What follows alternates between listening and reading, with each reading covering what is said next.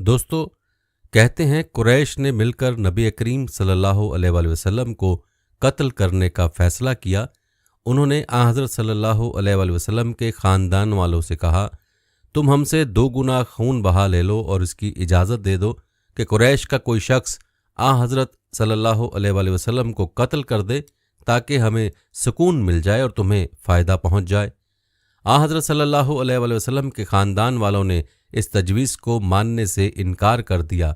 इस पर कुरैश ने गुस्से में आकर ये तय किया कि तमाम बनु हाशिम और बनु अब्दुल मुत्तलिब के मुआशरती बायकाट किया जाए, और साथ ही उन्होंने तय किया कि बनु हाशिम को बाज़ारों में ना आने दिया जाए ताकि वो कोई चीज़ ना खरीद सकें, उनसे शादी ब्याह ना किया जाए और ना उनके लिए कोई सुलह कबूल की जाए, उनके मामले में कोई नरम दिली ना इख्तियार की जाए, यानी उन पर कुछ भी गुजरे उनके लिए दिल में रहम का जज्बा पैदा ना होने दिया जाए।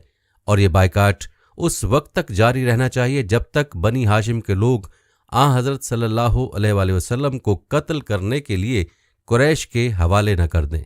कुरैश ने इस मुआहदे की बाकायदा तहरीर लिखी, उस पर पूरी तरह अमल कराने और उसका एहतराम कराने के लिए उसको काबे में लटका दिया। प्यारे दोस्तों, कहते हैं कि इस मुआहदे के बाद अबू लहब को छोड़कर तमाम बनी हाशिम और बनी अब्दुल मुत्तलिब शैब अबी तालिब में चले गए। ये मक्का से बाहर एक घाटी थी। अबू लहब चूंकि कुरैश का पक्का तरफदार था और आप सल्लल्लाहु अलैहि वसल्लम का बदतरीन दुश्मन भी था, इसलिए उसे घाटी में जाने पर मजबूर ना किया गया। यूं भी उसने नबी करीम सल्लल्लाहु अलैहि वसल्लम के कत्ल के मंसूबे में कुरैश का साथ दिया था, उनकी मुखालफत नहीं की थी। दोस्तों, यूं नबी अकरम सल्लल्लाहु अलैहि वसल्लम शैब अबी तालिब में महसूर हो गए। उस वक्त आपकी उम्र मुबारक 46 साल थी। बुखारी में है कि उस घाटी में मुसलमानों ने बहुत मुश्किल और सख्त वक्त गुजारा। कुरैश के बायकाट की वजह से उन्हें खाने पीने की कोई चीज़ नहीं मिलती थी। सब लोग भूख से बेहाल रहते थे, यहाँ तक कि उन्होंने घास फूस और दरख्तों के पत्ते खाकर ये दिन गुजारे।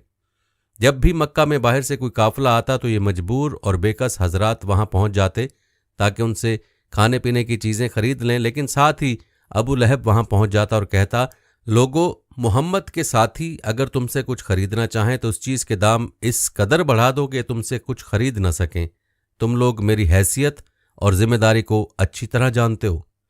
चुनाचे वो ताजिर अपने माल की कीमत बहुत ज़्यादा बढ़ा चढ़ा कर बताते और हजरात नाकाम होकर घाटी में लौट आते। वहाँ अपने बच्चों को भूख और प्यास से बिलखता तड़पता देखते तो आंखों में आंसू आ जाते। उधर बच्चे उन्हें खाली हाथ देखकर और ज़्यादा रोने लगते। अबू लहब उन ताजरों से सारा माल खुद खरीद लेता। यहाँ ये बात जहन नशीन कर लें कि हज़रत सल्लल्लाहु अलैहि वसल्लम और उनके ख़ानदान के लोग कुरैश के इस मुआहदे के बाद हालात का रुख देखते हुए खुद उस घाटी में चले आए थे। ये बात नहीं कि कुरैश मक्का ने उन्हें गिरफ्तार करके वहाँ कैद कर दिया था। दोस्तों, आपको बताते चलें कि इसी बायकाट के दौरान बहुत से मुसलमान हिजरत करके हबशा चले गए। यह हबशा की तरफ दूसरी हिजरत थी। इस हिजरत में 38 मर्दों और 12 औरतों ने हिस्सा लिया। उन लोगों में हज़रत जाफ़र बिन अबू तालिब रज़ियल्लाहु तआला अन्हु और उनकी बीवी अस्मा बिनते उमैस रज़ियल्लाहु अन्हा भी थीं। उनमें मकदाद बिन असवद रज़ियल्लाहु तआला अन्हु, अब्दुल्ला बिन मसूद रज़ियल्लाहु अन्हु, उबैदुल्लाह बिन जहश और उसकी बीवी उम्मे हुबैबा बिनते अबू सुफियान रज़ियल्लाहु अन्हा भी थीं।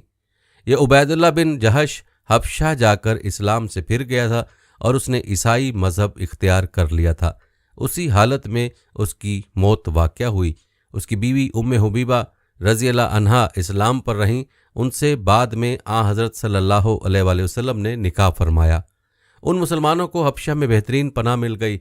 इस बात से कुरैश को और ज़्यादा तकलीफ़ हुई। उन्होंने उनके पीछे हज़रत उमर बिन आस रज़ियल्लाहु अन्हु और अम्मारा बिन वलीद को भेजा ताकि ये वहाँ जाकर हबशा के बादशाह को मुसलमानों के खिलाफ भड़काएं। हज़रत उमर बिन आस रज़ियल्लाहु अन्हु बाद में मुसलमान हुए। ये दोनों हबशा के बादशाह नजाशी के लिए बहुत से तहाइफ लेकर गए। बादशाह को तहाइफ पेश किए। तहाइफ में कीमती घोड़े और रेशमी जुब्बे शामिल थे। बादशाह के अलावा उन्होंने पादरियों और दूसरे बड़े लोगों को भी तोहफे दिए ताकि वो सब उनका साथ दें। बादशाह के सामने दोनों ने उसे सजदा किया। बादशाह ने उन्हें अपने दाएं बाएं बिठा लिया। अब उन्होंने बादशाह से कहा, हमारे ख़ानदान के कुछ लोग आपकी सरजमीन पर आए हैं।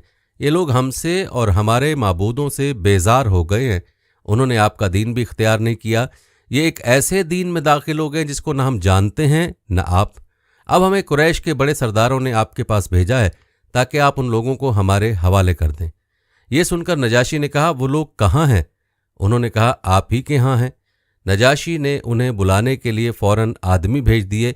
ऐसे में उन पादरियों और दूसरे सरदारों ने कहा, आप उन लोगों को उन दोनों के हवाले कर दें, इसलिए कि उनके बारे में ज़्यादा जानते हैं। नजाशी ने ऐसा करने से इनकार कर दिया। उसने कहा, पहले मैं उनसे बात करूंगा कि वो किस दीन पर हैं। अब मुसलमान दरबार में हाजिर हुए। हज़रत जाफ़र रज़ी अल्लाह अन्हो ने अपने साथियों से कहा, नजाशी से मैं बात करूंगा। उधर नजाशी ने तमाम ईसाई आलमों को दरबार में तलब कर लिया ताकि मुसलमानों की बात सुन सकें। वो अपनी किताबें भी उठा लाए थे। मुसलमानों ने दरबार में दाखिल होते वक्त इस्लामी तरीके के मुताबिक सलाम किया, बादशाह को सजदा ना किया। इस पर नजाशी बोला, क्या बात है, तुमने मुझे सजदा क्यों नहीं किया? हज़रत जाफ़र रज़ी अल्लाह तआला अन्हु फ़ौरन बोले, हम अल्लाह के सिवा किसी को सजदा नहीं करते।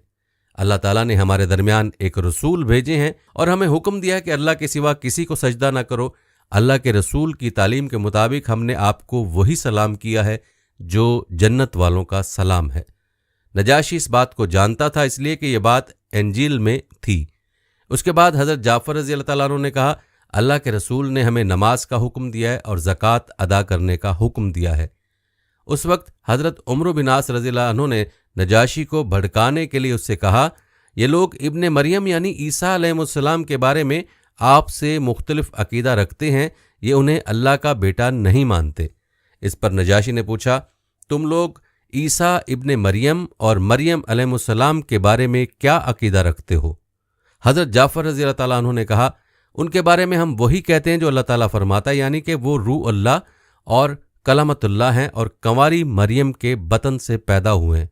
फिर हज़रत जाफ़र बिन अबी तालिब रज़ी अल्लाह तआला अन्हु ने बादशाह के दरबार में ये तकरीर की, ए बादशाह, हम एक गुमराह कौम थे, पत्थरों को पूजते थे, मुर्दार जानवरों का गोश्त खाते थे, बेहयाई के काम करते थे, रिश्तेदारों के हुकूक गसब करते थे, पड़ोसियों के साथ बुरा सलूक करते थे। हमारा हर ताकतवर आदमी कमज़ोर को दबा लेता था। ये थी हमारी हालत। फिर अल्लाह ताला ने हम में उसी तरह एक रसूल भेजा जैसा कि हमसे पहले लोगों में रसूल भेजे जाते रहे हैं। ये रसूल हम ही में से थे। हम उनका हसब नसब, उनकी सच्चाई और पाक दामनी अच्छी तरह जानते हैं। उन्होंने हमें अल्लाह ताला की तरफ बुलाया कि हम उसे एक जाने, उसकी इबादत करें और ये कि अल्लाह के सिवा जिन पत्थरों और बुतों को हमारे बाप दादा पूजते चले आए हैं, हम उन्हें छोड़ दें। उन्होंने हमें हुक्म दिया कि हम सिर्फ अल्लाह ताला की इबादत करें, नमाज पढ़ें, ज़कात दें, रोज़े रखें।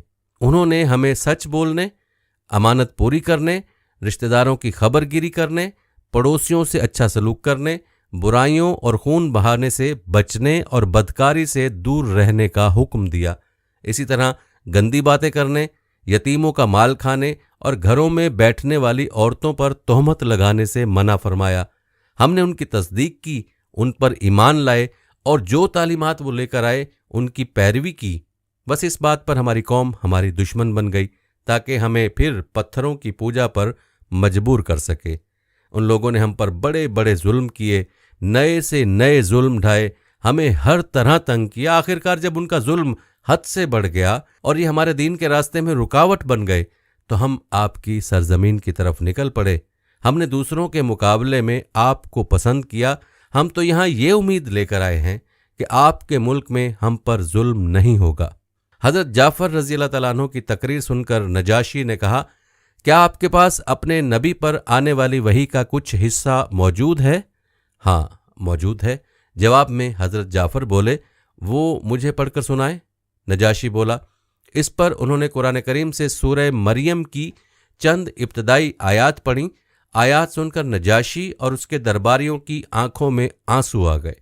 नजाशी बोला, हमें कुछ और आयात सुनाओ। इस पर हज़रत जाफ़र ने कुछ और आयात सुनाई। तब नजाशी ने कहा, अल्लाह की कसम, ये तो वही कलाम है जो हज़रत ईसा अलैहिस्सलाम लेकर आए थे। खुदा की कसम, मैं उन लोगों को तुम्हारे हवाले नहीं करूँगा। इस तरह कुरैशी वफ्द नाकाम लौटा। दोस्तों, दूसरी तरफ मक्का के मुसलमान इसी तरह घाटी शैब अबी तालिब में मुकीम थे। उसमें 3 साल तक रहे। ये 3 साल बहुत मुसीबतों के साल थे। उसी घाटी में हज़रत अब्दुल्ला इब्न अब्बास रज़ी अल्लाह तआला अन्हु पैदा हुए। یہ حالات دیکھ کر کچھ نرم دل لوگ بھی غمگین ہوتے تھے۔ ایسے لوگ کچھ کھانا پینا ان حضرات تک کسی نہ کسی طرح پہنچا دیا کرتے تھے۔ ایسے میں اللہ تعالیٰ نے آپ صلی اللہ علیہ وآلہ وسلم کو اطلاع دی کہ قریش کے لکھے ہوئے معاہدے کو دیمک نے چاٹ لیا ہے۔ معاہدے کے الفاظ میں سوائے اللہ کے نام اور کچھ باقی نہیں بچا۔ حضرت صلی اللہ علیہ وسلم نے یہ بات ابو طالب کو بتائی۔ ابو طالب فوراً گئے اور قریش کے لوگوں سے کہا، تمہارے عہد نامے کو دیمک نے چاٹ لیا اور یہ خبر مجھے میرے بھتیجے نے دی ہے۔ اس معاہدے پر صرف اللہ کا نام باقی رہ گیا ہے۔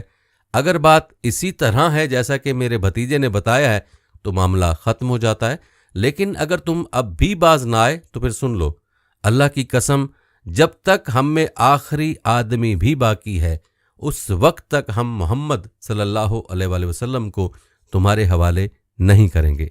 یہ سن کر قریش نے کہا، ہمیں تمہاری بات منظور ہے، ہم معاہدے کو دیکھ لیتے ہیں۔ انہوں نے معاہدہ منگوایا، اس کو واقعی دیمک چاٹ چکی تھی، صرف اللہ کا نام باقی تھا۔